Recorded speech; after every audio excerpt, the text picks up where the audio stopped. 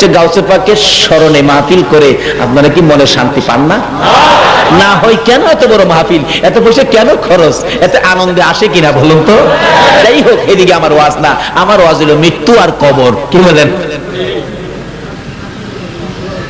এবার গাউসে পাক বলতেছেন, তোরা রে ছাড়বো না।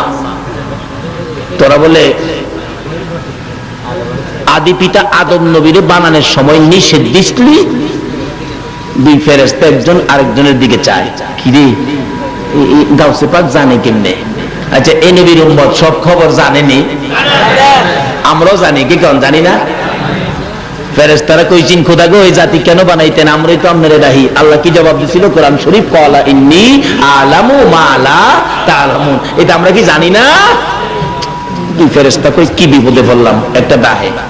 গাউসে পাক ছাইরে দিন, আমরা জায়গা। কয় না ছাড়তাম না। কই তাহলে একজন রে ছাড়েন, আমরা পেশ বাইঙ্গাই মালিকের কাছ থেকে। কয় না ছাড়লে আইতি না। কয় না আই ফরুম, আমি না আইলে হেডারে মেইরে লেন। একটা কয়, খুদা গো কি পেছো বললাম, দৌড়ছে ছাড়ে না। আল্লাহ কয়, হগল জাগাত মাতবুরি করিস না। যে নবীর উম্মত কবরে গিয়া ওই এই খেলা খেলতারে, আমরা কি আল্লাহর দুইটা কথা জিগাইতাম না? হন আপনারা আমার লগে থাকলে ভারুম, একা পারতাম না। থাকবেন নি আমার লগে?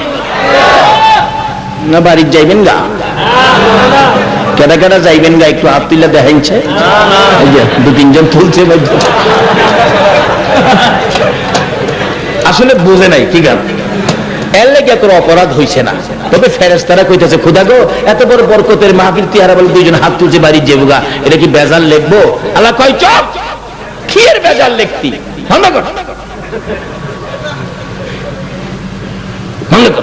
এই নবীর উম্মত দুই চারটে বেজাল করলে এটা সেরে দিবেন। বাস্তবে আসুন, একটা দুলা জামাই আপনাদের এলাকায় যদি আসে, সাথে মেহমান আছে 500। আচ্ছা, 500 মেহমানের মধ্যে একটা মেহমান যদি দুইটা গ্লাস বাইঙ্গালা, এরকম হয় না অনেক সময়, দুইটা গ্লাস বাইঙ্গালাইছে, মেয়ের পক্ষের লোকেরা কয় মেয়ের বাবারে, চাচা এই পোলাপান গরম, আইসাই 2 গ্লাস বাইঙ্গালাইছে, এখানে কি সাইদারি করবো, আমরা সাইদারি করে এখানে খাওয়াবো না, রাগ উঠে দেবো আমরা। মেয়ের বাবা কয়, দেখ কথা কইস না, এরা কার সাথে আইছে জানস? দুলার সাথে আইছে। 2 গ্লাস বাংছে, আমি দরকার হয় 4টে কিনা দিমু ডেকোরেটর রে, 4টে কিনা দিমু, কথা কইস না। আরে একটা জামাই, তার সাথে 500 মেহমান আসে, এক জামাই রুসিলায় একটু আয়োজন হয়েছে, একটা সাধারণ জামাই রুসিলায় একটু আয়োজন, 2টা গ্লাস বাংলে মেয়ের বাবা যদি 5টা গ্লাস কিনা দিতে রাজি হয়, যে নবী রুসিলায় কুল কায়নাত বানাইছে, এই নবীর উম্মত একটু ভুল করলে আমার আল্লাহ কি সাইরা দিতে পারে না? নারে তাকবীর, নারে রিসালাত, নারে গাউসিয়া। আসুন বাবারা, ভাইরা, আগে বাড়ি, মরতে যে হবে এটা নিশ্চিত। আল্লাহ কয়, কি ইস্যুতে তোরারে আটকাইছে? আচ্ছা, আল্লাহ জানে না? ফেরেশতারা কয়, খোদা গো আগে বলে সালাম দিছিলাম না, সালাম দিবার লাগিয়া।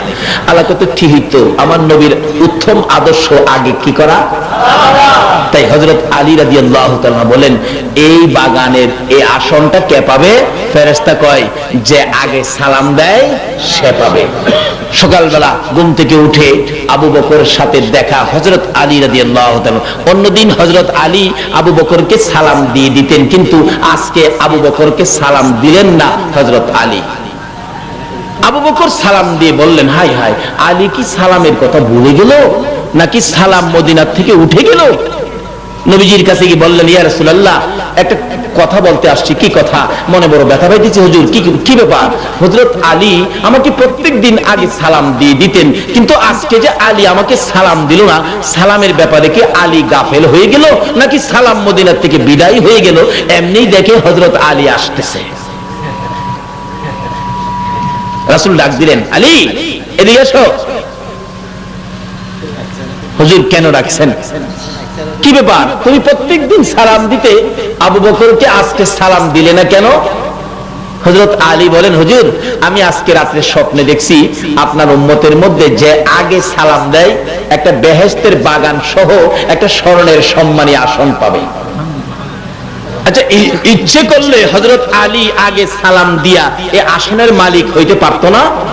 কিন্তু আলী বলেন, ইয়া রাসূলুল্লাহ, আমি সালাম আগে দিলেই তো আমি মালিক হয়ে যাইতাম, কিন্তু আমি আগে না দিয়া আমার ভাই আবু বকরের মুখ থেকে আগে সালামটা বাহির করাইলাম। এই জন্য ইসলামের জন্য আমার চাইতে বেশি কষ্ট করেছে হযরত আবু বকর। হুজুর, আমার চাইতে আপনার ভালোবাসা বেশি দিয়েছে আবু বকর। আল্লাহু আকবার বলো। আবু বকর আপনাকে বেশি ভালোবাসা দিয়েছে। আপনার প্রেমে মক্কা থেকে সন্তানাদি ছেড়ে হিজরত করে সাপের দংশন খাইয়া আপনার সঙ্গে মদিনায় আসছে।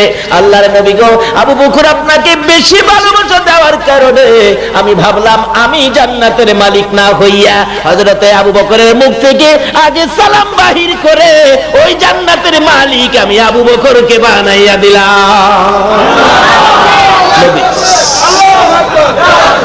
নবীর সাহাবীরা কি শিক্ষা দিয়ে গেছেন, এক ভাইয়ের জন্য আরেক ভাইয়ের কত দরদ ছিল।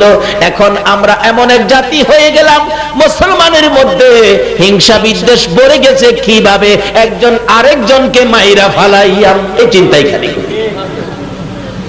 বাবার আসুন কবরে যেতে হবে, কবরের ভয়ে, আসুন মৃত্যুর ভয়ে আমাদের কি করা দরকার। তাই গাউসে পাক বলেন, ছাড়বো না, একটা কই খোদা গো বিপদ তো উদ্ধার হমু কিভাবে?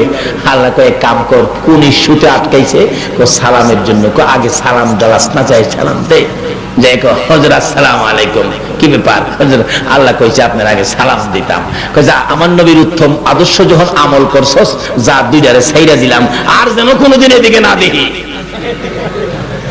খবরে গিয়াও যে নবীর উম্মত এই ক্ষমতা দেখাইতে পারে, তাইলে আমরা কি দুইটা কথা আল্লাহরে জিগাইতে পারি না? আমরা যে ময়রা জামুগা কইলো, দুর্বল করে বানাইলো, কি দিয়া বানাইছে লন জিগাই। সকলের সাথে আল্লাহ এখন জবাব দিবে, আল্লাহ আমরা কি দিয়া বানাইছেন? আমরা যে দুর্বল, আমরা যে ময়রা জামুগা, কি দিয়া বানাইছেন? কি দিয়া বানাইছেন কোন না? আল্লাহ কইতাছে কোরআন শরীফ, ইন্না খলাকনাল ইনসানা মিন নুতফা। একবারে দুর্বল, দুর্গন্ধযুক্ত, একবারে নরম জিনিস দিয়া বান্দা করে বানাইছে। তাহলে আল্লাহ যে বলছে আমরা মরতে হবে, বলুন এই কথাটা রাইট কিনা? মরাটা কি পরে মরে যাবেন, এটা কি এমন মনে করতেছেন? মরার মধ্যে কষ্ট আছে কিনা? আল্লাহু আকবার। সাকরাত যখন শুরু হয়, আল্লাহু আকবার, মানুষ দেখবেন মওতের সময় অনেকে চোখ থেকে পানি ছেড়ে দেয়, অনেকে দেখবেন আবুল তাবুল কয়। মানুষকে এই মুখে দেখাইছে আবুল তাবুল কইতেছে।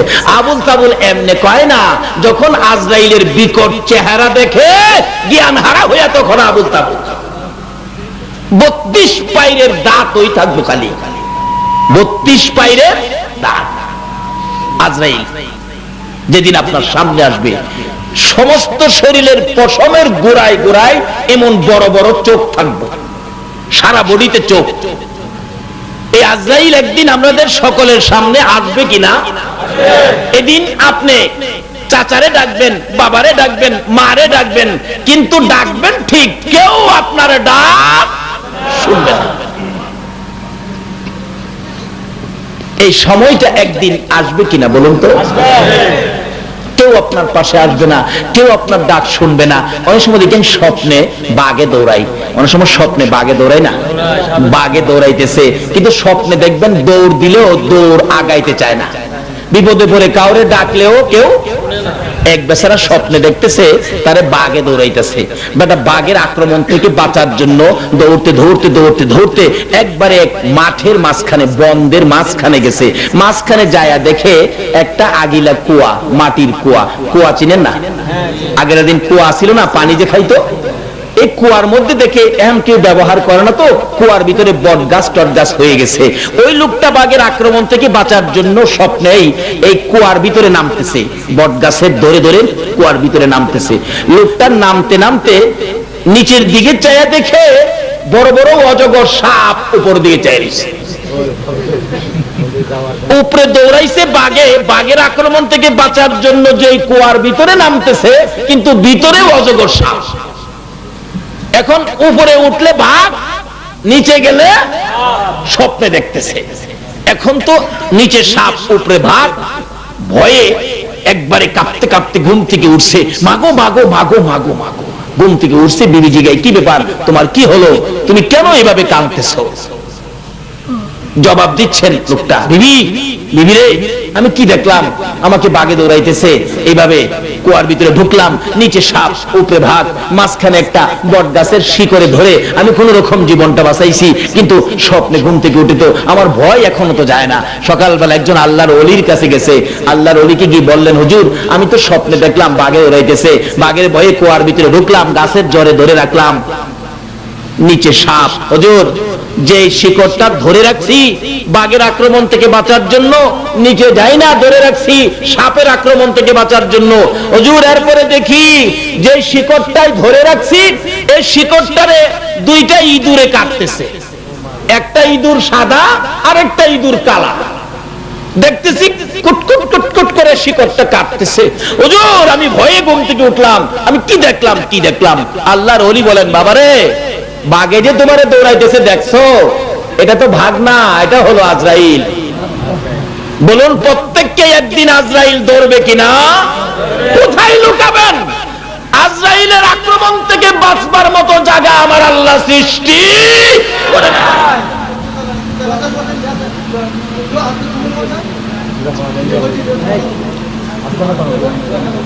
বাবারে তোমরা ওয়াজ বন্ধ করো, আমরা ওয়াজ করতেছি, কি কর?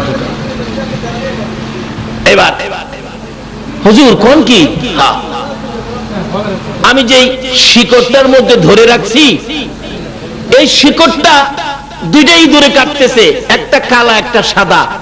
আল্লাহর ওলি বলেন, যে শিকড়টাই তুমি ধরছো এটা হলো তোমার দুনিয়ার হায়াত, এটা হলো দুনিয়ার হায়াত। কিন্তু যে সাদা ইঁদুরটা দেখছো এটা তোমার হায়াতের দিন, আর যেটা কালা দেখছো এটা তোমার হায়াতের রাত। এই হায়াতটা দিনে রাইতে এইভাবে কুটকুট করে কাটতে কাটতে তোমার দুনিয়ার হায়াত শেষ হবে, তারপরে তুমি নিচে পড়ে যাবে। অর্থাৎ মৃত্যুর পরে আমাদেরকে কোথায় দেওয়া হবে বলুন তো? কবরে। এবার বলতেছেন আল্লাহর ওলি, বাবারে যেখানে নিচে দেখছো অজগর সাপ, এই কবরটা হলো তোমার সাপের ঘর। রাসূল বলছে এক একটা কবরে ৯৯টা করে সাপ দেওয়া হবে। বাবারা ভাইয়েরা, জীবনে মানুষ বিদেশ যায়, বিদেশ যাওয়ার আগে খোঁজ খবর নেয়, যাবো যে কুয়েত, যাবো যে দুবাই, অবস্থা কেমন, লোকজন আছে কিনা আমাদের এলাকায়, পরিবেশ ভালো কিনা, বেতন কেমন, খাওয়া দাওয়া কেমন, আবহাওয়া কেমন, এরকম জয় জিজ্ঞেস করি। আমরা যে এই সুখে শান্তির বাড়িঘর ছেড়ে, ৫তলা ৭তলা বিল্ডিং ছেড়ে আমরা যে সাদা কাফন করে কবরে যাব, বলুন তো কবরটা কেমন? কেউ কি কোনোদিন কাউরে জিজ্ঞাসা? কেউ তো জিজ্ঞান নাই। অথচ এই কবরে প্রত্যেকেরই যাইতে হবে কিনা? কিন্তু জিজ্ঞানলে তো না। রাসূল কি বলে? এক একটা কবরে ৯৯টা করে সাপ। হাইরে কবরের চিন্তা করলেন না, বাস্তব ঘটনা। ৯১ সনের একটা বাস্তব ঘটনা।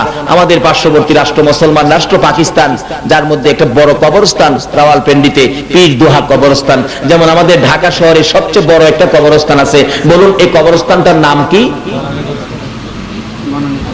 আজিমপুর কবরস্থান। আজিমপুর সবচেয়ে বড়। এরকম রাওয়ালপিন্ডিতে একটা কবরস্থান আছে, যেটা পীর দোহা কবরস্থান।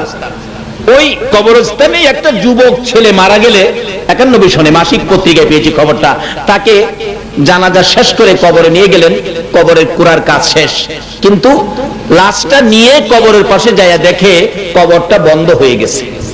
অর্থাৎ কবরে বুঝাইতেছে তোর মতো পাপীকে আমি রাখবো না। ইমাম সাহেব ছিলেন আল্লাহর ওলি মানুষ, উনি বলেন তোমরা কি কবর কুরো নাই? হুজুর কবর তো করছি। কই কবর? হুজুর কবরটা বন্ধ হয়ে গেছে। হায় হায়, বাবা যুবক সাবধান হও, আরেকটা কবর কুরো। আরেকটা কবর কুরা হলো, হাজার হাজার মানুষের সামনে কবরটা বন্ধ হয়ে গেছে। আল্লাহর ওলি বলেন বাবারে আরেকটা কবর কুরো, ৩টা পর্যন্ত দেখি। ৩ নাম্বার কবর কুরা হলে কবরটা আর বন্ধ হলো না। আল্লাহর ওলি বলেন লাশটা আইনা দাও, ২জন লোক কবরে নামো। ২জন কবরে নামছে, লাশটা নিয়ে আসো। কবর থেকে ২টা লোক ডাকতেছে, হুজুর লাশটা কবরে দিবার আগে আপনি একটু আইসা দেখেন না কবরের অবস্থাটা কি। আল্লাহর ওলি বলেন, আমি কবরের পাশে যাইয়া দেখি কবরের ভিতরে 1.5-2 হাত লম্বা লম্বা মানুষের চোখের মতো চোখ, 1.5-2 হাত লম্বা কালো রঙের বিচ্ছু কবরটা ভরে গেছে। বলুন, এই কবরে আমাদের প্রত্যেকের যাইতে হবে কিনা? কিন্তু এই কবরে সাপ বিচ্ছুর থেকে বাঁচার জন্য জীবনে কয়টা কাজ করেছেন?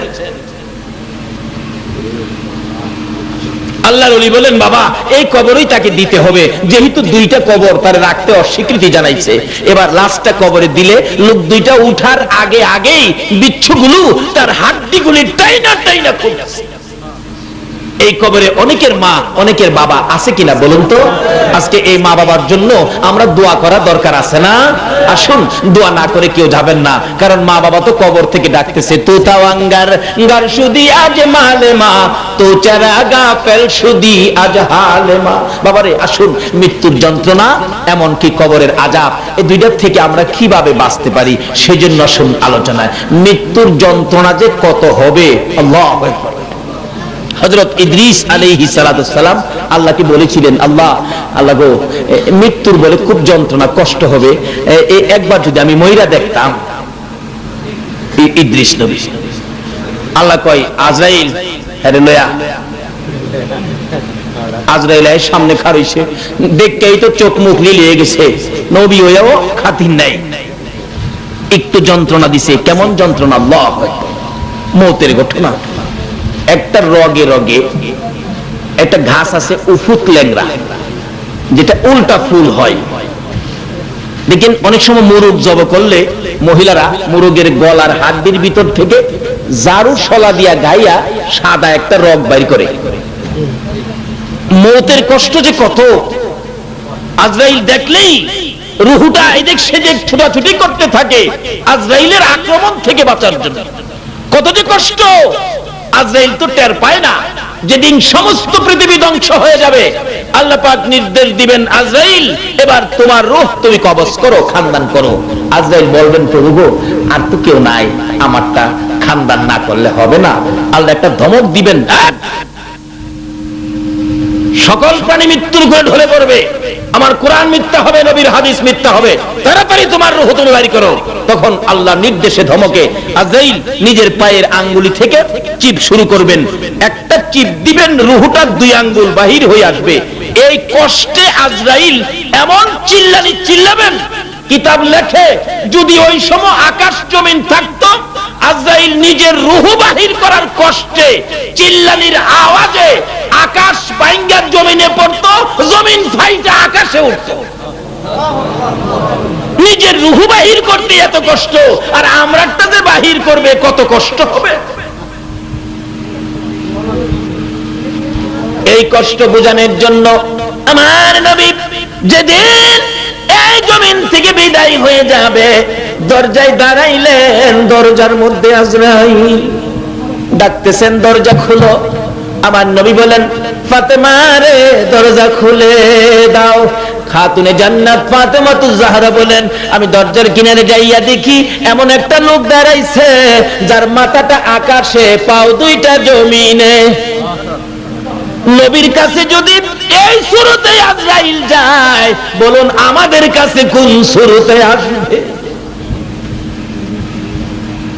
ফাতেমা বলেন, বাবা গো, এমন একটা লোক মাথা আকাশে পাও জমিনে, আমি দেখলে ভয় পাই, আমি দরজা খুলবো না। আমার নবী চোখের পানি ছেড়ে দিলেন, ও ফাতেমা, দরজা খুলে দাও গো, ইনি হলেন মালাকুল মউত আজরাইল।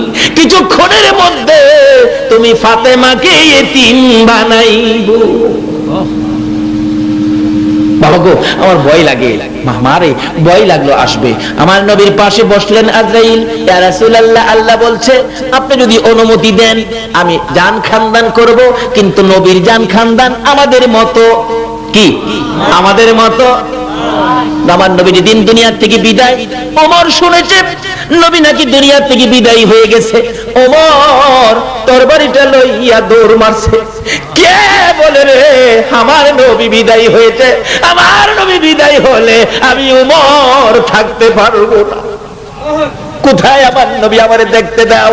দৌড়ে গেছে, যে দেখি নবী চাদর মাথায় দিয়ে শুয়ে আছেন, শেষ বিদায়। এমনি সময় ওমর বলেন, আমি মাথার দিকের চাদরখানি আদবের সহিত মুখ পর্যন্ত বাহির করলাম। ওমর বলেন, আল্লাহর কসম করে বলি, আমি দেখি আমার নবীর এখনো দুইটা ঠোঁট লড়ে রে। আমি চোরের কাছে কানটা লাগাইয়া শুধু আমার নবী এখনো উম্মতি উম্মতি বলে কান্দে। আমার নবীর মৃত্যু আমাদের মতো নয়, আমার নবীর জান খানদান আমাদের মতো নয়। এটা হলো আল্লাহর কুদরতের ব্যাপার। যেহেতু হায়াতুন নবী, জিন্দা নবী, কিন্তু কুরআন শরীফ রক্ষা করার জন্য আজরাইল আমার নবীর সামনে আসছে। আল্লাহু আকবার বলেন।